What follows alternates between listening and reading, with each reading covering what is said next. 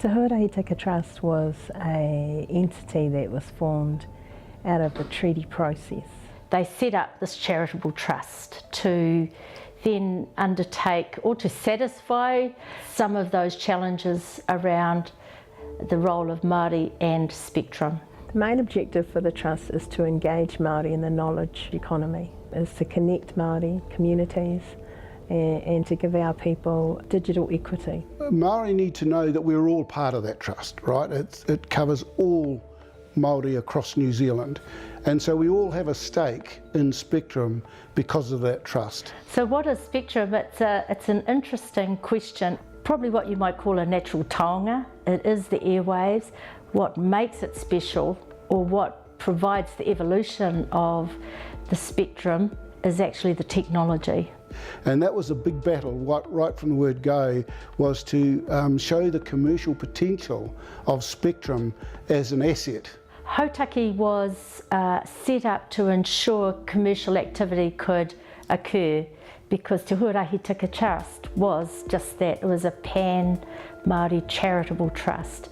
When spectrum was to be allocated, and some was going to be allocated to Māori, and we had to have a vehicle in which to put the spectrum and make it work for Māori.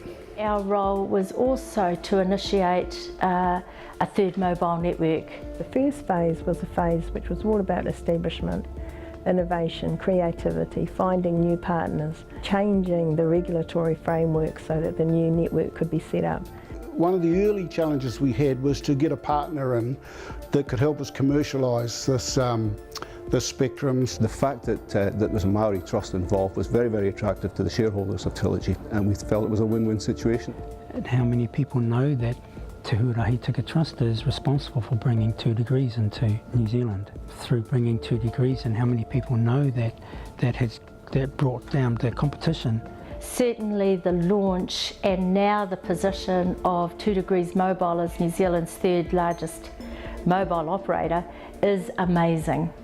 I think the biggest impact that we've actually had in New Zealand is we've just made it affordable to make telephone calls and use data services. It was almost a David and Goliath kind of scenario, but you know, we're good at that stuff.